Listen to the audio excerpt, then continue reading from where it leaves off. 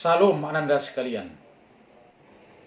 Selamat bertemu Ananda sekalian dalam pelajaran pendidikan agama Kristen. Dan pertama saya sampaikan berhubungan dengan pandemi corona yang sedang kita alami saat ini, kita berdoa kepada saudara-saudara kita yang mengalami sakit agar Tuhan kiranya campur tangan memberikan kesembuhan dan pemulihan. Kita percaya bahwa Tuhan kita adalah Tuhan yang pengasih, yang mengasihi setiap orang yang berpengharapan kepadanya.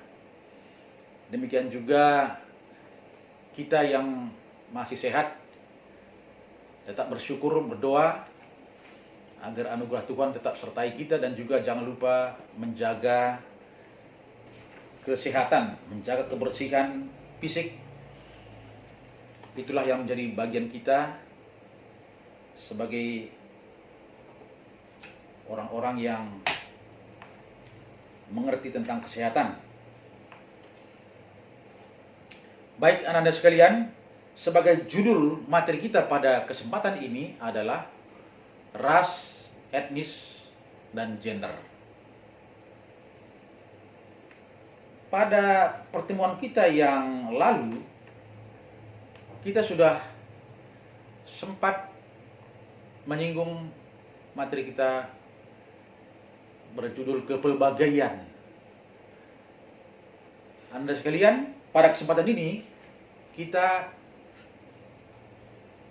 berbicara tentang kepelbagaian ras, etnis, dan gender. Ya, ada 3 unsur yang kita bahas pada kesempatan ini. Berbicara tentang kepelbagaian, tentu kepelbagaian itu bermacam-macam. Ada kepelbagaian profesi, ya, kepelbagaian talenta, kepelbagaian karakter, dan sebagainya. Jadi pada kesempatan ini yang kita bahas adalah kepelbagaian ras, etnis, dan gender. Anda sekalian, pengertian ras itu adalah pengelompokan manusia berdasarkan ciri-ciri fisik seperti warna kulit, bentuk rambut, bentuk mata, dan lain-lain yang berhubungan dengan fisik. Ya, jadi kalau ras ini sesuai dengan pengertian ini, maka kita bisa melihat secara kasat mata bagaimana anatomi daripada fisik seseorang. Itu pengertian ras. Sekarang kita melihat pendapat para ahli yang menulis tentang ras, ya. Pertama-tama yaitu pendapat para ahli dari Prancis yang bernama Francois Berner. Francois Berner menyusun sebuah buku yang judulnya adalah Nouvelle Division de la Terre par les différentes espèces ou races cultivées, diterbitkan pada tahun 1684. Buku ini berbicara atau mengatakan bahwa ras seseorang menunjukkan pola tingkah laku, perilaku, dan kecenderungan batiniah daripada kelompok itu. Nah, ini pendapat, ya. Jadi ras seseorang menunjukkan pola tingkah laku, perilaku, kecenderungan batiniah seorang ataupun kelompok. Jadi Francois Berner ingin mengatakan bahwa misalnya ras Eropa perilakunya lebih smart, lebih dewasa. Itu yang ingin dikatakan. Sedangkan perilaku orang Asia ataupun Afrika lebih kepada perilaku yang kurang tertib, sembrono, pemalas dan sebagainya. Jadi artinya bahwa Francois Berner ingin menggiring opini bahwa ras kulit putih adalah ras yang paling unggul, sehingga ras-ras yang lain bisa dikuasai, bisa diatur, bahkan bisa diserang. Itu penggiringan opini, ya. Kemudian kita ke pendapat satu orang ahli lagi, seorang ahli bernama Carolus Linnaeus. Carolus Linnaeus menulis pada tahun 1735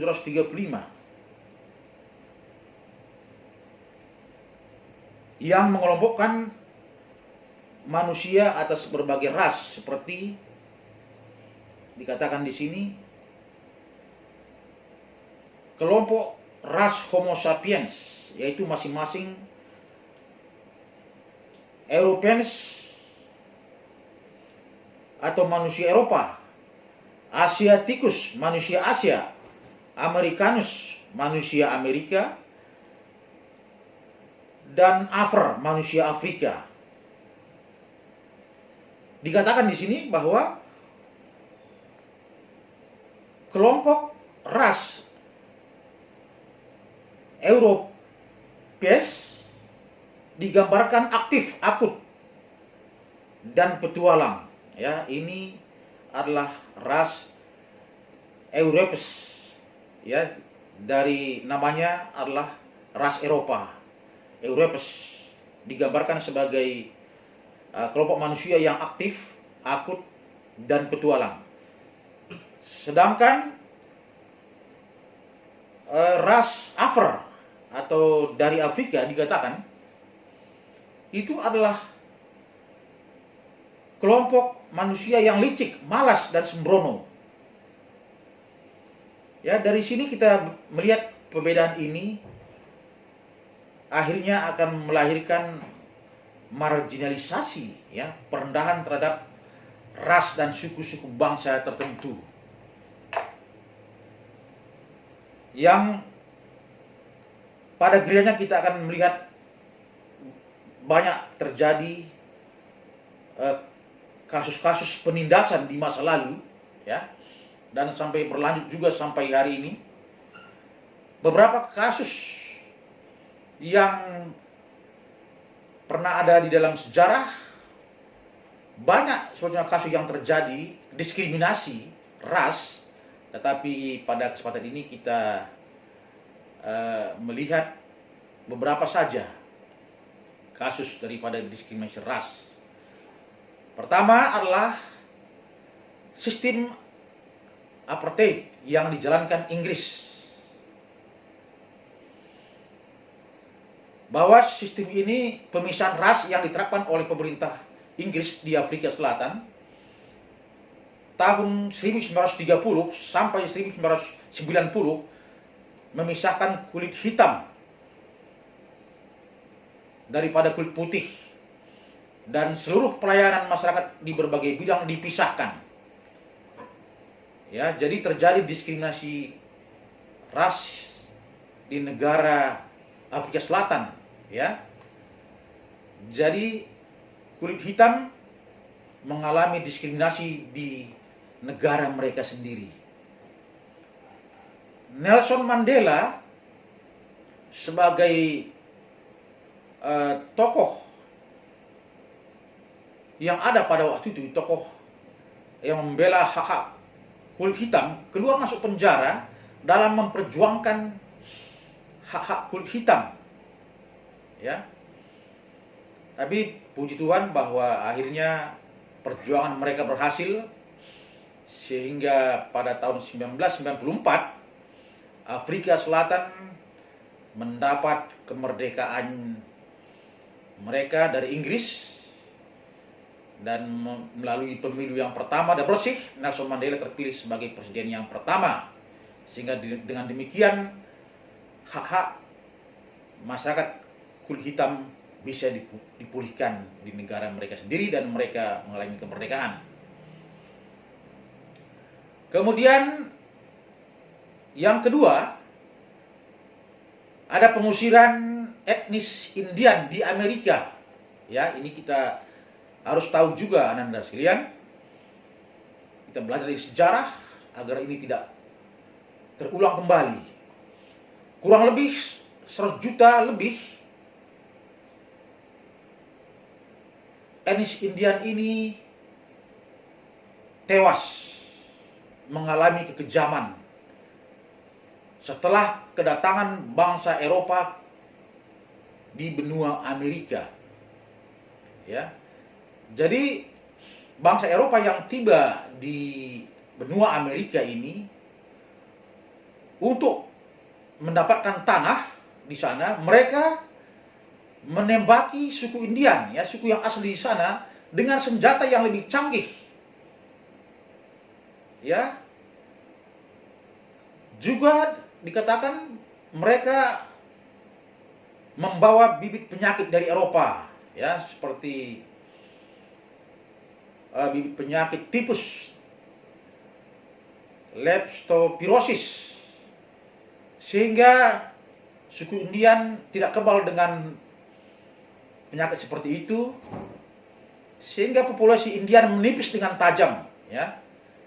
Bahkan di bagian Massachusetts 90% penduduk mati akibat epidemik yang dibawa oleh bangsa Eropa.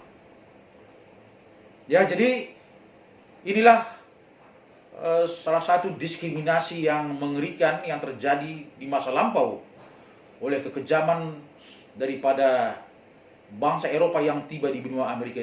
Dikatakan lebih kurang 100 juta orang tewas. Ya, jadi sungguh banyak sekali. Jadi ini boleh katakan lebih kejam daripada Nazi Jerman, ya. Nah, ini yang kita tidak boleh lupa. Kemudian yang ketiga, penindasan terhadap suku aborigin di Australia. Sepanjang tahun 1824 hingga 1908, setidaknya 10.000 suku aborigin tewas terbunuh. Kekerasan pertama terjadi di Tasmania pada tahun 1806. Ratusan penduduk pribumi ditembaki, dikeroyok dengan benda tajam sampai tewas. Ya, ini sungguh mengerikan. Kemudian yang keempat adalah pengusiran terhadap suku Rohingya di Myanmar. Krisis Rohingya telah dimulai sejak 2016, di mana angkatan bersenjata pasukan militer menyerang penduduk negara bagian Rakhine di negara bagian Rakhine di wilayah barat laut Myanmar. Dikatakan 6.700 Muslim Rohingya tewas dan 647.000 mengungsi ke Bangladesh menghindari aksi kekerasan oleh aparat keamanan dan nasionalis Buddha. PBB menganggap ini sebagai pembersihan etnik. Ya, ini Anda sekalian. Jadi kita tahu bahwa pengungsi Rohingya ini sampai hari ini masih ada di Aceh dan juga di Sulawesi Barat. Ya, mereka masih mengungsi di sana. Sebagian pengungsi ini, ya. Ananda sekalian, inilah dampak yang terjadi daripada diskriminasi ditambah daripada pemahaman mengenai pengertian ras ini semakin menggiring manusia berbuat kejahatan, diskriminasi. Kita akan membaca firman Tuhan, bagaimana sebetulnya firman Tuhan berbicara tentang perbedaan ras, etnis, dan gender ini.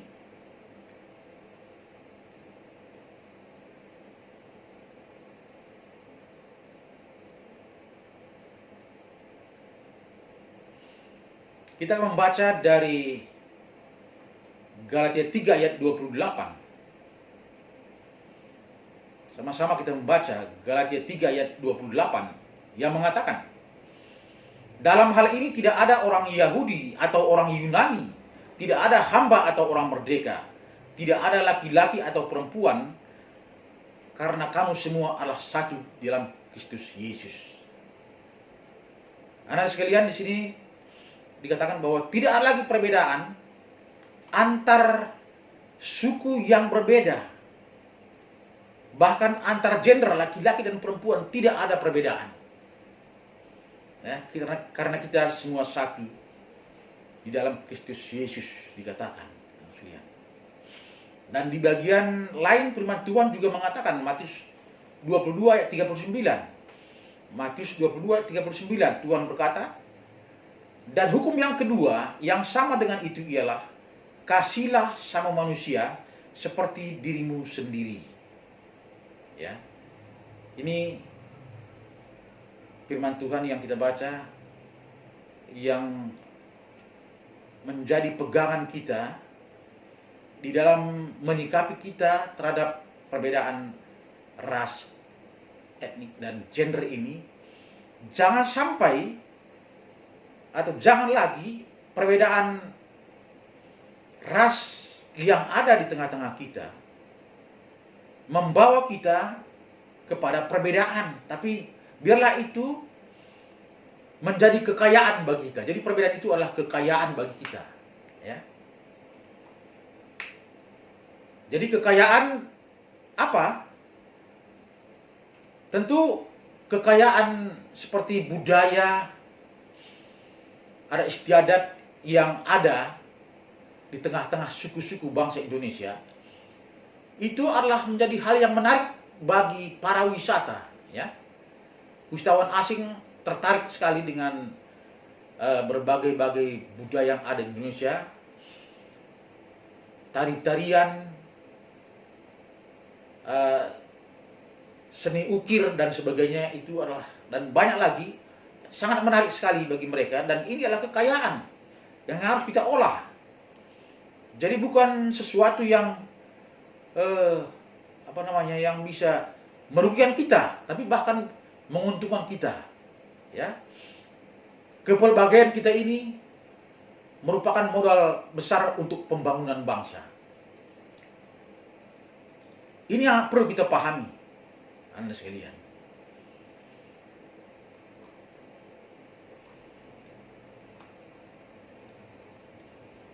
Di sini saya akan menyampaikan 3 tokoh. Ini contoh yang perlu kita renungkan agar di dalam perbedaan kita sesama anggota masyarakat atau sama warga bangsa, kita tidak merasa perbedaan itu sebagai sesuatu yang salah, ya, atau sebagai sesuatu yang merugikan. Tetapi justru perbedaan itu merupakan modal berharga untuk pembangunan bangsa. 3 tokoh yang saya sampaikan di sini yang bisa menjadi inspirasi bagi kita. 1, Bapak Basuki Cahayapurnama yang berjasa menjadikan Jakarta menjadi ibu kota yang smart. ya, menjadi kota smart city, yaitu kota yang pelayanannya mengintegrasikan teknologi informasi dan teknologi komunikasi. Kemudian yang kedua, Bapak TB Simatupang, ya, Bapak TB Simatupang sudah almarhum, adalah seorang pejuang kemerdekaan Indonesia yang pernah berjuang bersama-sama dengan Panglima Besar TNI Jenderal Sudirman. Ya, beliau pernah menjadi Kepala Staf Angkatan Perang Republik Indonesia tahun 1950 sampai 1953. Kemudian Bapak TB Simatupang ini kita juga mengenal karir beliau di luar militer. Ya, beliau pernah menjadi ketua PGI di Indonesia, ketua Dewan Gereja-Gereja se-Asia, dan juga pernah menjadi ketua Dewan Gereja-Gereja sedunia. Ya, jadi di samping tokoh militer, bahwa beliau juga adalah menjadi bapak gereja, tokoh gereja yang kita kagumi. Kemudian Bapak Jokowi, ya, seorang Presiden Republik Indonesia dengan terobosan populernya membangun infrastruktur di negara kita, yaitu jalan tol, berbagai pelabuhan laut, udara, dan lain-lain, ya, yang membuat negara kita semakin maju, yang mana sebelumnya belum pernah terjadi. Begitu gencar sekali pembangunan infrastruktur, luar biasa.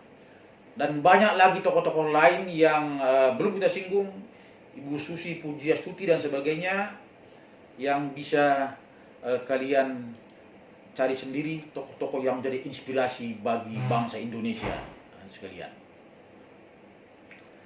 Ya, jadi saya kira ini mengenai ras. Kemudian kita mengenai masuk ke topik selanjutnya, etnis. Ya,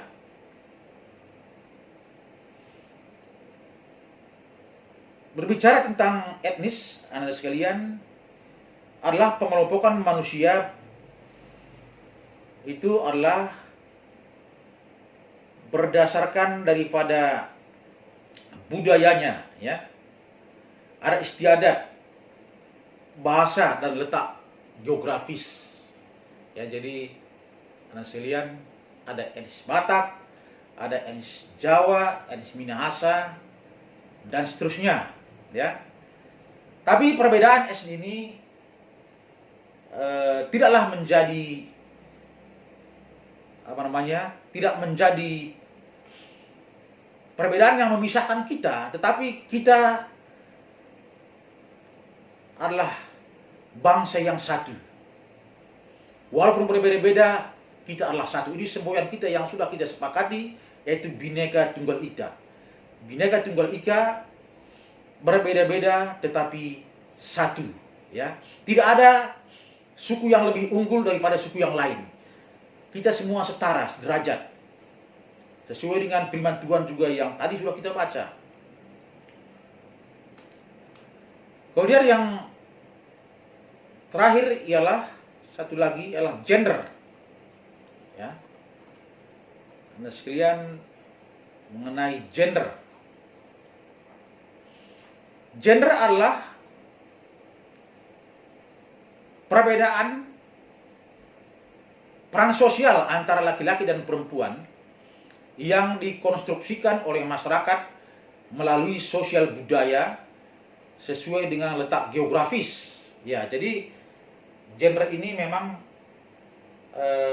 sering kita artikan hanya sebatas perbedaan jenis kelamin laki-laki dan perempuan, tetapi di sini dikatakan bahwa gender adalah perbedaan peran sosial antara laki-laki dan perempuan yang dikonstruksikan oleh masyarakat melalui sosial budaya sesuai dengan letak geografis. Sering kita mendengar bahwa ada pekerjaan laki-laki, ada pekerjaan perempuan. Ya. Pekerjaan perempuan di rumah saja. memasak, mengepel, tidak perlu mengerjakan pekerjaan kantor di luar. Itu ada pendapat yang seperti itu. Ini adalah sebetulnya pendapat yang diskriminasi, ya. Diskriminasi bahwa perempuan itu hanya di rumah saja bekerja, sedangkan laki-laki bekerja di luar rumah, bekerja di kantor dan sebagainya. Jadi anak sekalian, kita di zaman modernisasi ini tentu wawasan kita sudah lebih luas.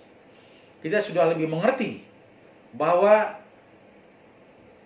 antara laki-laki dan perempuan memiliki hak yang sama, memiliki gender yang setara, ya. Tidak ada perbedaan martabat antara laki-laki dengan perempuan. Kita tahu sekarang bahwa di luar rumah juga banyak perempuan-perempuan yang hebat, ya, seperti kita ketahui Ibu Susi Pujiastuti, mantan Menteri Kelautan kita, sangat populer sekali dengan terobosannya yang menenggelamkan kapal-kapal nelayan asing yang mencuri ikan di perairan Indonesia. Ya, kita tahu bahwa sekarang nelayan kita sudah lebih senang karena mereka sudah mendapat ikan yang melimpah, karena ikan-ikan kita tidak dicuri lagi oleh kapal-kapal asing begitu, ya. Jadi itu adalah terobosan daripada Ibu Susi Pujiastuti. Jadi kita melihat bahwa Ibu Pujiastuti adalah seorang perempuan, tetapi kita melihat bahwa beliau adalah seorang yang luar biasa, ya. Jadi tidak pada tempatnya lagi kalau antara laki-laki dan perempuan dibedakan, didiskriminasi begitu, ya. Sudah tidak waktunya lagi, Anda sekalian. Dan kita tahu juga di tengah-tengah gereja kita sekarang sudah banyak wanita yang menjadi pendeta, menjadi pimpinan gereja, juga wanita yang menjadi guru, ya, guru-guru 84, banyak wanita dan sebagainya di berbagai lapangan pekerjaan lainnya. Kemudian di samping itu dikatakan tadi bahwa pengertian gender tidak sebatas jenis kelamin, tetapi dikatakan tadi juga dikonstruksikan oleh masyarakat melalui sosial budaya. Jadi misalnya di suku Padang misalnya, ya, dari suku etnis Padang, anak-anak sekalian, kita tahu bahwa yang memegang garis keturunan adalah perempuan, begitu, ya, perempuan, bukan laki-laki. Jadi perempuanlah yang memegang garis keturunan. Kalau di etnis Batak itu laki-laki yang memegang garis keturunan. Jadi kalau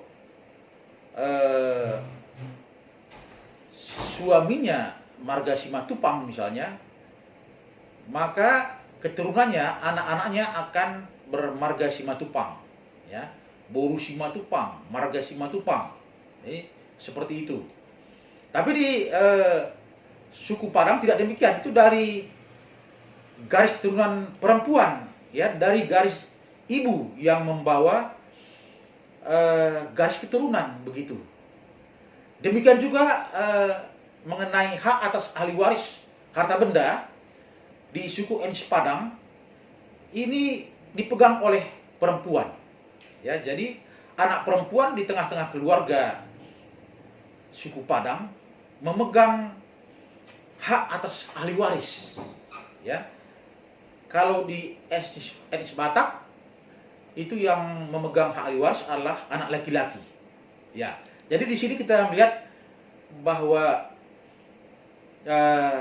perbedaan gender laki-laki dan perempuan rupanya dipengaruhi juga oleh sosial budaya, begitu, sesuai dengan letak geografis. Nah, tapi sekali lagi di sini kita belajar bahwa sebagai orang percaya dan sebagai orang yang sudah ditebus oleh darah Kristus, kita hendaknya semakin mengerti, ya, agar perbedaan gender itu tidak lagi kita melakukan diskriminasi begitu ya, tapi biarlah kita menerima satu sama lain setara. Jadi misalnya kalau di keluarga kita juga, misalnya keluarga, katakanlah keluarga Anies Batak ya, kalau ada pembagian warisan nanti jangan sampai anak perempuan disingkirkan ya, tidak mendapat harta warisan begitu. Mereka juga dibagi ya, karena mereka juga adalah anggota keluarga, anak saudara kita, anak dari ayah dan ibu kita juga. Jadi jangan lagi ada perbedaan, hendaknya sama di depan Tuhan, di depan hukum, dan sebagai di depan keluarga juga. Demikian materi kita pada hari ini. Semoga menambah wawasan kita. Terima kasih dan salam. Sampai bertemu lagi.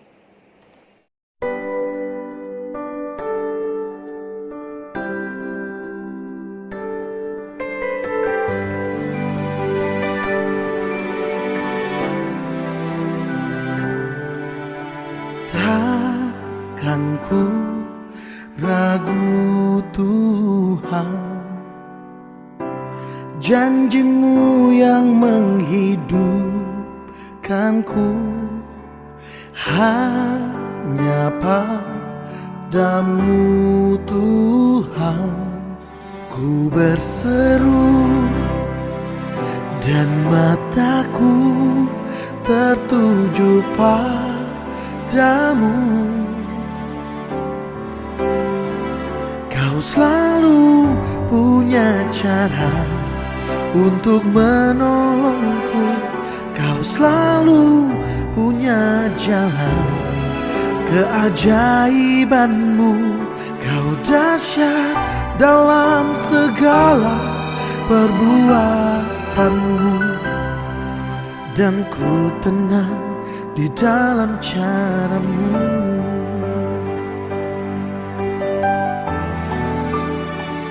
Kau selalu punya cara untuk menolongku, kau selalu punya jalan keajaibanmu. Kau dahsyat dalam segala perbuatanmu, dan ku tenang di dalam caramu.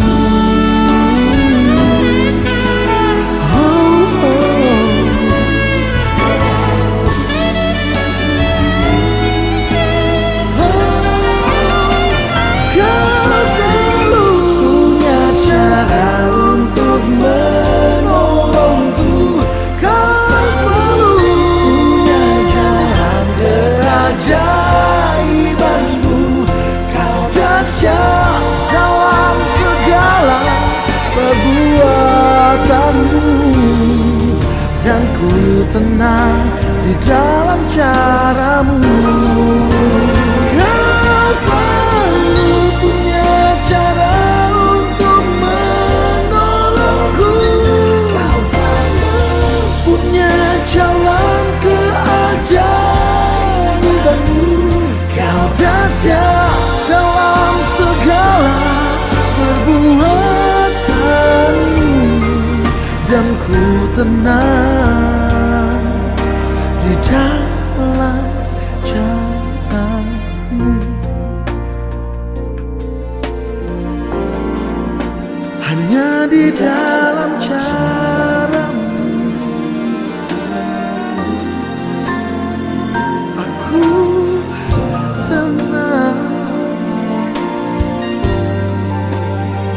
dengan cara yang tak terselami. Kau ajaib Tuhan, Engkau dahsyat di dalam caramu.